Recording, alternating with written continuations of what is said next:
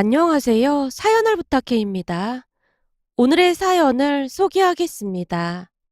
어느 늦은 밤 전화 한 통이 걸려왔습니다. 엄마, 이 밤중에 무슨 일이야? 저기 말이야.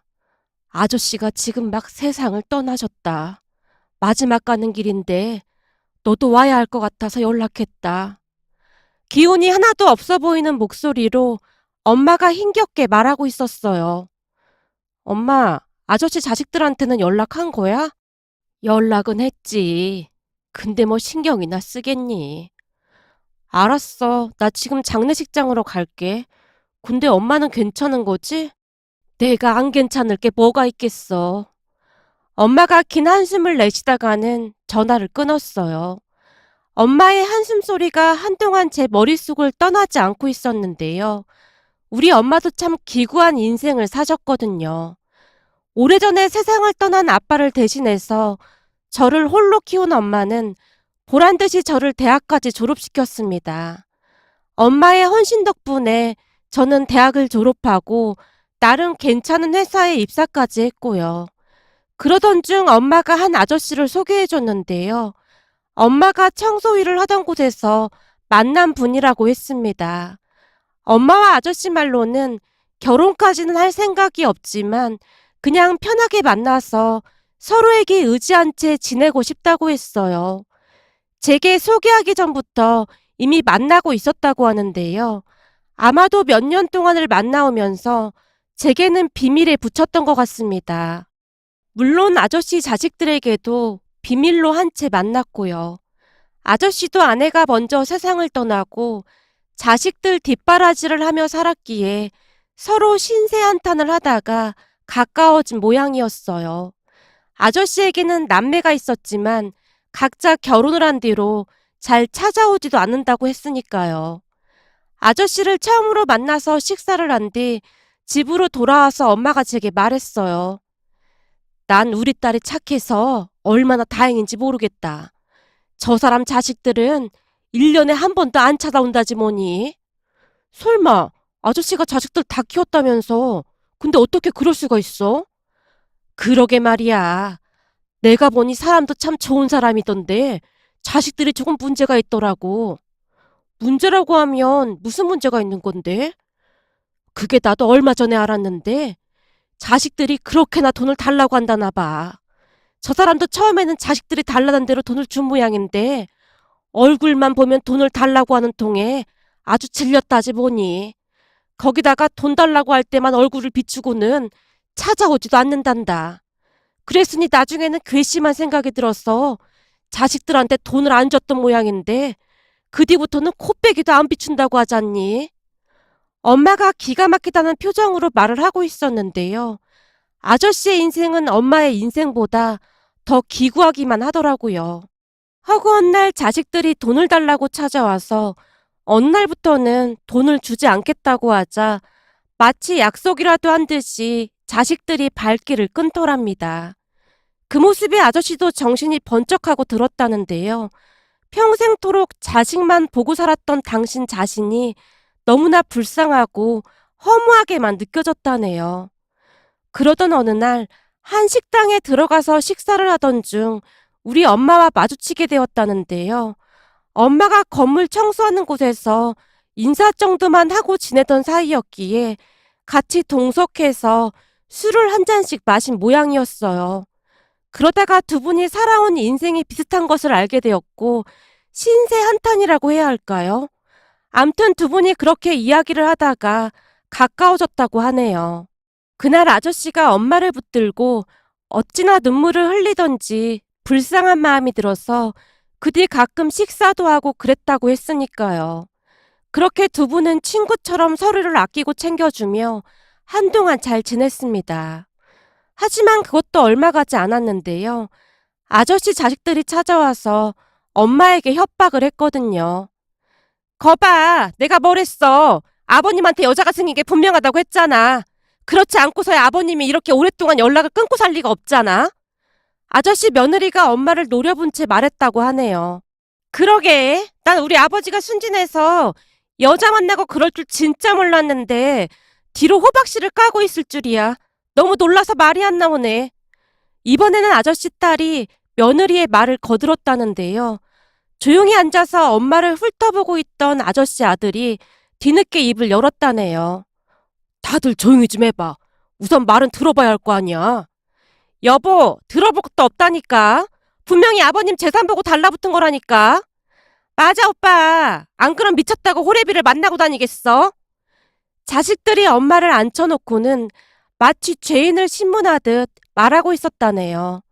갑작스레 아저씨 자식들이 쫓아와서 그랬으니 엄마는 그저 입을 꾹 다문 채 눈치만 보고 있었다는데요. 아저씨 딸이 엄마를 노려보다가는 물었다네요. 저기요, 혹시 우리 아버지 돈 보고 달려든 거면 여기서 조용히 끝내죠. 솔직히 말해보세요. 우리 아버지 재산 보고 만나고 있는 거죠? 저기 그 사람 재산이 얼마나 있는지는 잘 모르겠지만 그런 거 아니니까 안심해도 됩니다. 우리가 어떻게 안심을 해요? 아줌마가 갑자기 나타났는데. 그니까 당장 우리 아버지랑 헤어지세요. 그건 그 사람하고 다시 얘기해 보겠습니다. 어머, 이봐봐. 맞다니까. 우리 아버지 재산 보고 그러는 게 분명하다니까. 오빠, 내가 뭘 했어. 절대 순수히 안 떨어져 나갈 거라고 했잖아. 가만 있지 말고 오빠도 말 좀 해봐.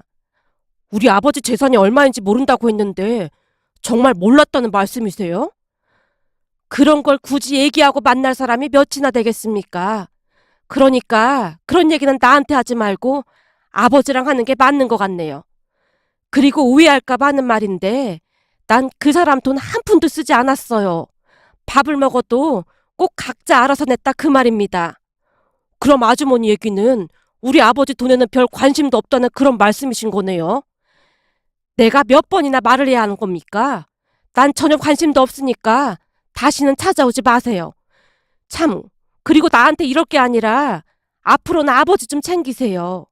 평생토록 자식만 보고 살았는데 자식들이 이런 대접을 해서야 쓰겠어요? 아줌마가 무슨 상관이에요? 왜요? 이제는 엄마 노릇이라도 하겠다 그 말인 거예요? 걱정들 하지 마요. 나도 그 사람이 그렇게 부자인 줄 알았으면 불편해서 안 만났을 거요. 나한테 말하기로는 자식들이 돈을 다 가지고 가서 가진 것도 얼마 없다고 했거든요.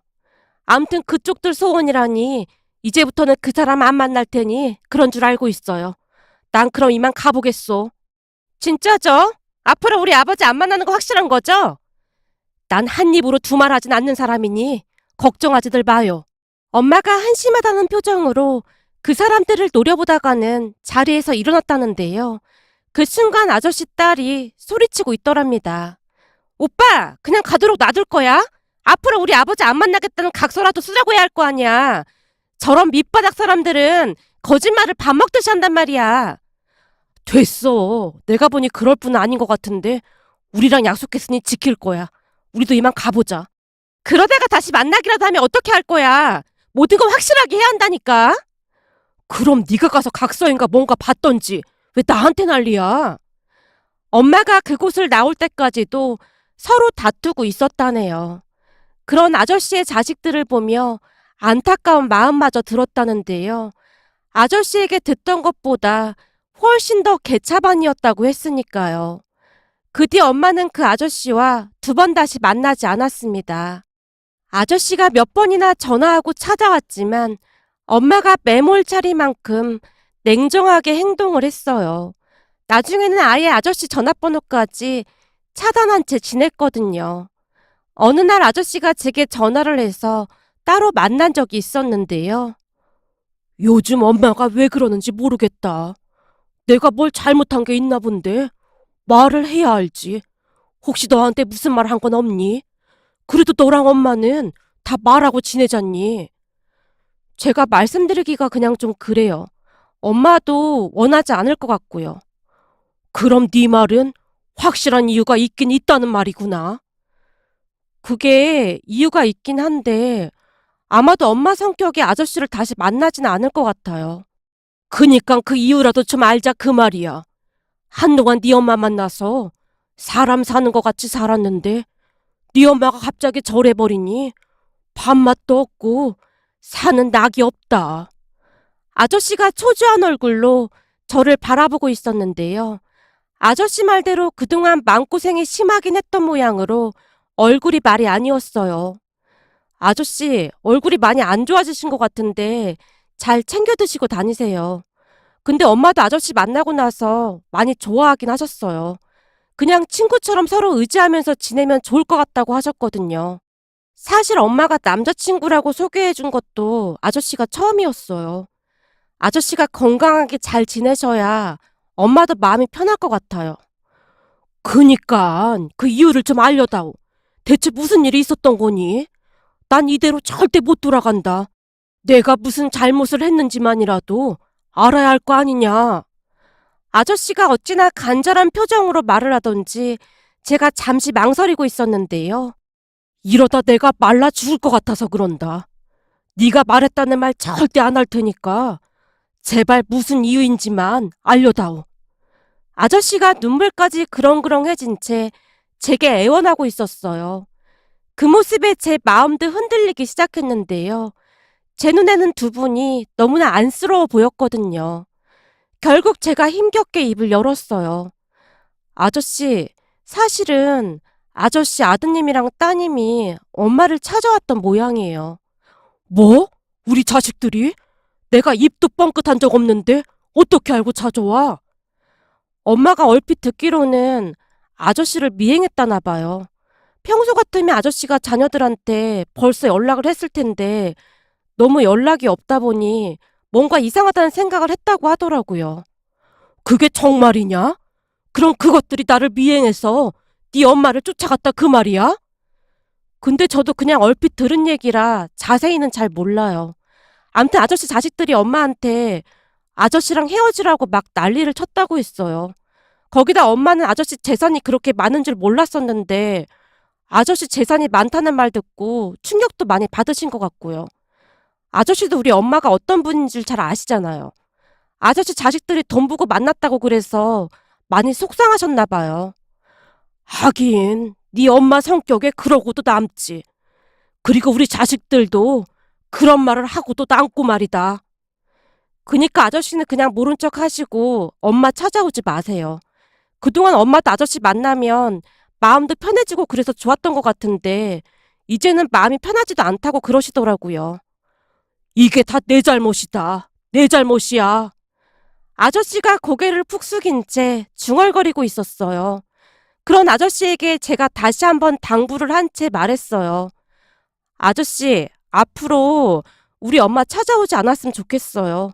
그날 아저씨 자녀분들 만나고 엄마가 큰 충격을 받았거든요. 저도 엄마가 그런 꼴 당하는 거 정말 싫기도 하고요. 부탁드릴게요. 앞으로 다시는 찾아오지 말아주세요. 제가 정중하게 인사를 하고는 자리에서 일어났습니다. 얼핏 보기에는 아저씨가 눈물을 훔치는 모습이 보이는 듯했지만 더 이상 관여할 일이 아니라는 생각이 들었기에 모른 척하고 그곳을 나왔어요. 그렇게 엄마와 아저씨는 한동안 연락을 끊고 지냈습니다. 그러던 어느 날 누군가 우리 집 초인종을 눌렀어요. 제가 인터폰으로 확인을 해보니 모르는 남자가 서 있었습니다. 죄송한데 누구시죠? 저는 서용수 씨 아들 되는 사람입니다. 어머님을 좀 만나 뵙고 싶은데 혹시 집에 계신가요? 서용수 씨요? 잠시만요. 엄마, 혹시 서용수 씨가 누군 줄 알아? 서용수? 그건 갑자기 왜 물어? 지금 밖에 서용수 씨 아드님이라고 찾아왔는데? 뭐? 그 사람 아들이 날 왜 찾아와?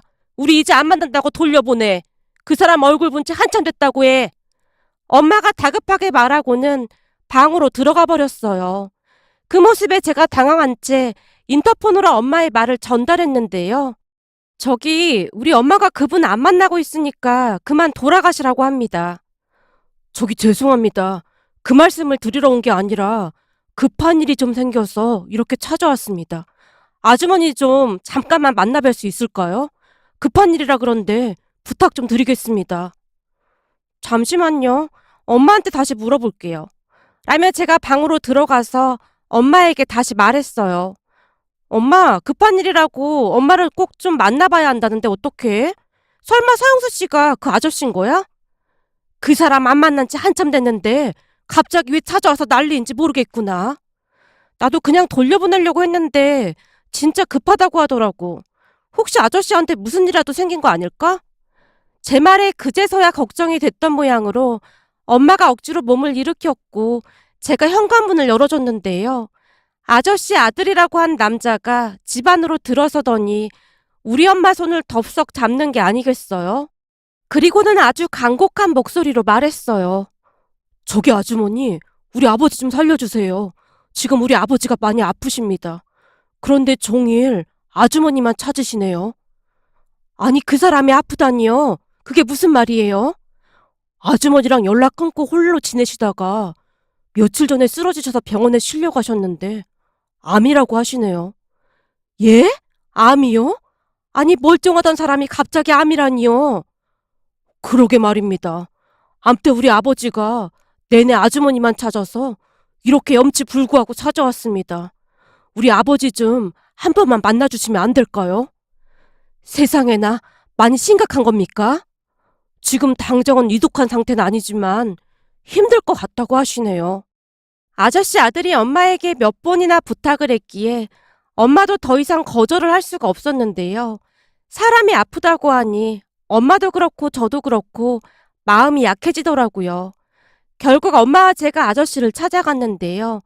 몇 달 사이 아저씨 얼굴이 말이 아니었어요. 놀란 엄마가 아저씨에게 물었어요. 아니, 얼굴이 이게 뭐예요? 어쩌다 이리 된 거예요? 괜찮아. 살 만큼 살았는데 뭐. 그래도 당신 얼굴 보고 가서 다행이네. 무슨 그런 말이 있어요. 평생토록 고생하면서 살았는데 오래오래 누리면서 살아야지. 이게 무슨 일이에요? 됐어. 자식들도 제대로 못 키운 애비가 오래 살아서 뭐 하겠어. 난 당신이랑 당신 딸 보고 있으면 그렇게 부러울 수가 없더라고. 돈만 많으면 뭐 하겠어. 자식들이 저 모양 저 꼴인데. 근데 자식들은 어디 가고 혼자 있는 거예요. 행여나 우리 자식들이 내 수발 들려고 하겠다. 그냥 간병인 쓰고 있어. 돈도 많은데 간병인이라도 마음껏 쓰고 가볼까 해서 말이야. 아저씨가 농담조로 웃고 있었는데요. 아저씨 눈이 어찌나 슬퍼 보이던지 제 가슴까지 아려왔답니다. 그런 아저씨의 모습에 엄마도 마음이 아팠던 모양으로 엄마가 힘겹게 말했어요. 간병인은 그만 오라고 해요. 내가 간병해 줄 테니까. 뭐야? 당신이 내 마누라도 아닌데 간병은 왜 해줘? 난 그냥 마지막 가는 길에 당신 얼굴이나 볼까 해서 부른 것뿐이야. 내가 연락을 하면 당신이 안 받을 게 뻔해서 자식들 좀 이용해봤어. 나 죽으면 돈 받아갈 생각에 아들놈이 바로 당신한테 찾아간 모양이구만. 애비보다 돈이 더 좋은 모양이야. 그런 말 그만하고 그냥 내가 간병하게 해줘요. 그동안 우리가 같이 지낸 시간도 있는데 그 정도는 할 수 있는 거잖아요. 당신이 이럴까봐 내가 연락을 할까 말까 망설였던 거야. 분명히 이럴 줄 알고 있었거든. 그럴 줄 알았으면서 연락한 건 내가 그래주길 바랬다는 거잖아요. 그니까 내가 간병해 줄게요. 당신 주변에 나같이 좋은 친구도 없잖아요. 하긴 당신같이 좋은 친구가 없긴 하지. 그럼 내가 부탁 좀 해도 될까?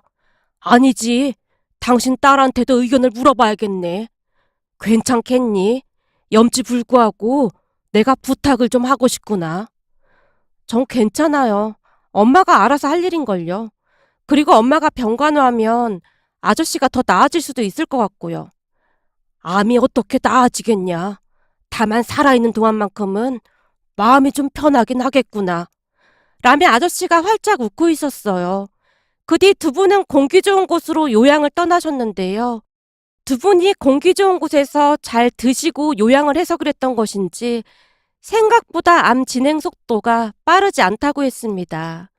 그 모습을 보며 역시 사람 마음가짐이 중요하다는 것을 다시 한번 깨닫게 되었는데요. 마음 편히 잘 지내다 보니 아저씨의 얼굴도 조금씩 좋아져 갔거든요.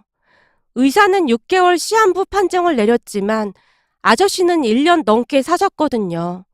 하지만 암이라는 병이 쉽사리 낫는 병이 아니었기에 결국에는 엄마에게서 아저씨의 임종 소식이 들려왔습니다.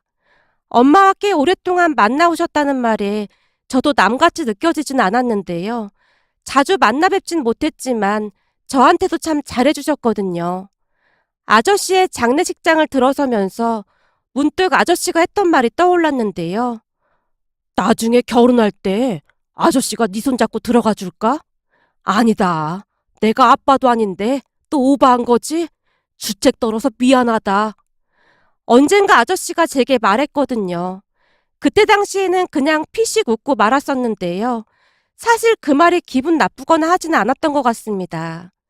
이런저런 생각들을 하며 아저씨와의 추억을 떠올리고 있던 와중에 아저씨 아들이 엄마와 제 곁으로 오더니 조용히 말했어요. 저기 그동안 우리 아버지 간병해 주시느라 고생하셨습니다. 이거는 아버지 대신 드리는 간병비입니다. 아니에요. 내가 그거 받자고 한 것도 아니고 그냥 넣어두세요. 아닙니다. 제가 시세보다 조금 더 넣었습니다. 그리고 가족들이 다들 불편해해서 이만 가졌으면 좋겠네요. 역시나 아저씨 아들이 엄마에게 봉투를 들이밀면서 나가달라고 요청을 했어요. 결국 엄마와 저는 등 떠밀리듯 그곳을 나왔는데요. 엄마는 끝까지 돈 봉투를 받지 않았습니다. 집으로 돌아오는 길에 엄마의 표정이 너무나 안 좋아 보였기에 제가 엄마를 위로했어요. 엄마, 그래도 아저씨 마지막 가시는 길에 인사는 했잖아. 그냥 좋게 생각해. 내가 안 좋게 생각할 게 뭐가 있겠냐만. 그 사람 인생이 불쌍해서 그런다. 어쩌면 그런 사람한테 저런 자식들이 나온 건지 이해할 수가 없구나. 그건 나도 그렇긴 한데 그런다고 어쩌겠어. 나중에 아저씨 납골당이나 한번 다녀오자. 제 말에 엄마가 뒤를 돌아 눈물을 훔치고는 다시 입을 다물어 버렸어요.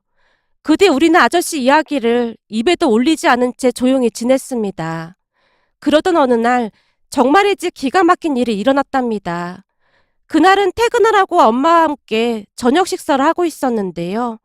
잠시 후 초인종이 울리는 소리가 들렸고 제가 확인해 보니 어떤 남자가 서 있는 게 아니겠어요? 제가 누군지 물어봤더니 변호사라고 밝힌 남자가 아저씨의 이름을 대며 잠시 할 이야기가 있다고 했습니다. 아저씨의 이름을 듣고는 엉겁결에 문을 열어줬는데요. 집 안으로 들어서던 변호사가 기가 막힌 이야기를 하기 시작했어요. 안녕하세요. 저는 서영수 씨 변호사 되는 사람입니다.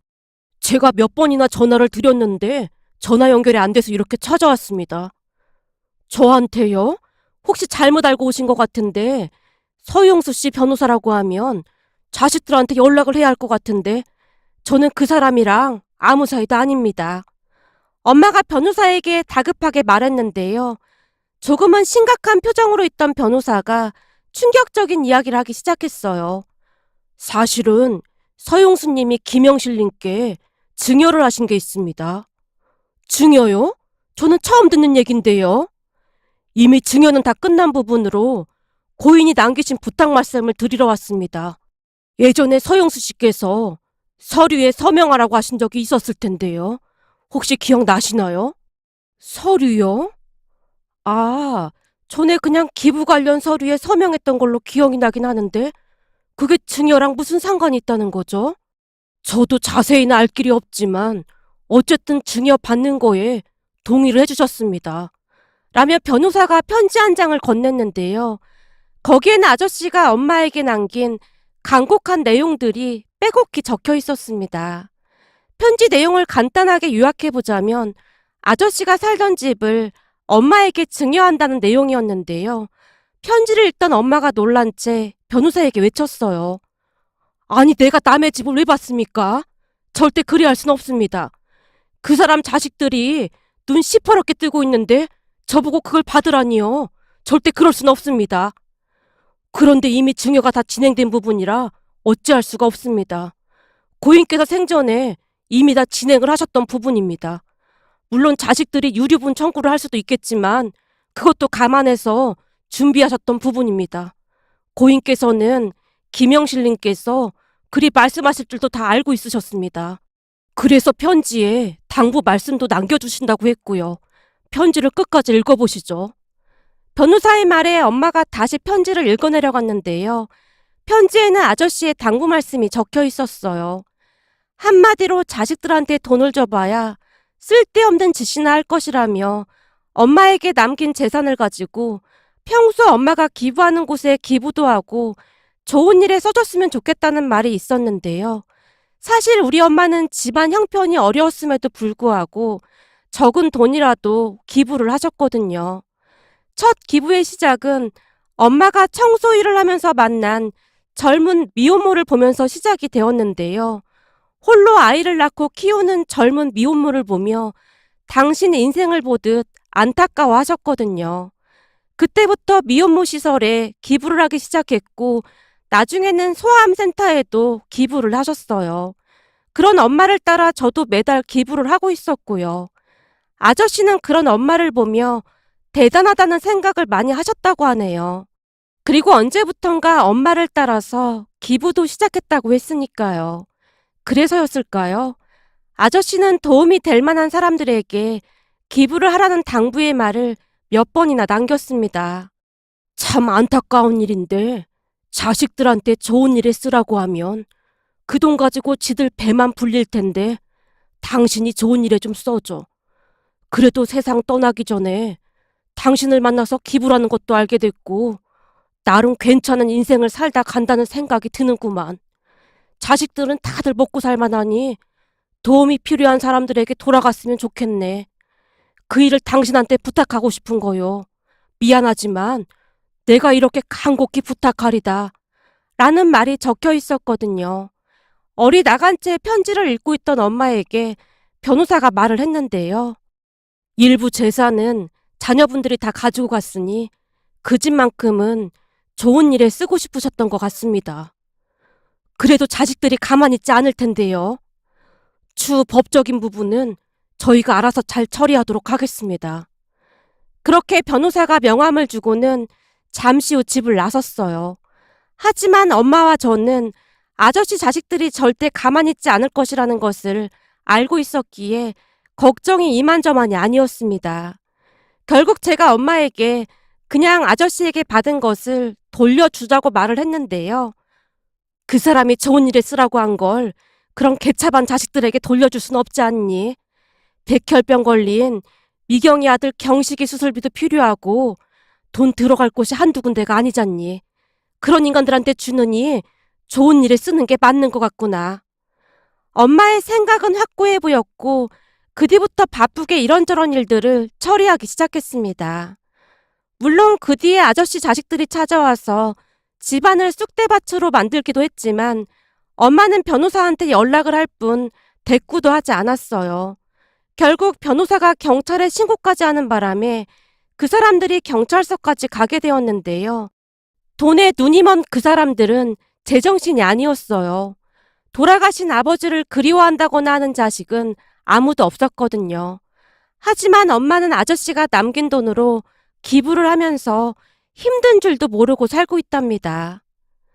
이제 경식이 수술도 잘 됐고 회복만 잘하면 된다고 하니까 앞으로 잘 지켜보면 될 것 같구나. 경식이가 나를 보면서 활짝 웃어주는데 얼마 만에 웃는 얼굴이던지 눈물이 다 나더구나. 경식이 태어나면 그 사람 낙골당에도 같이 가기로 했다. 그 사람이 경식이 살린 거나 마찬가지다. 라는 말씀까지 했거든요. 지금도 엄마는 청소 일을 하면서 바쁜 삶을 살고 계신데요. 아저씨가 남긴 돈을 조금도 허투루 쓰지 않으려고 노력하고 계신답니다. 물론 아저씨 자식들이 유료본 청구에다 뭐다 난리도 아니었지만 변호사가 알아서 도와주고 있었기에 큰 신경을 쓸 일도 없었습니다. 아저씨의 자식들을 보며 정말이지 이해할 수가 없었는데요. 도대체가 돈이 뭐라고 돈에 미쳐서는 그 난리를 치는 것인지 한심하기만 하더라고요. 나중에 아주 나중에 그 사람들도 그 자식들에게 똑같이 당해보면 그제서야 알게 될까요? 부디 돈보다 소중한 게 있다는 걸 깨달았으면 좋겠네요. 오늘의 사연은 여기까지였습니다. 즐겁게 보셨다면 구독, 좋아요 부탁드립니다. 고맙습니다.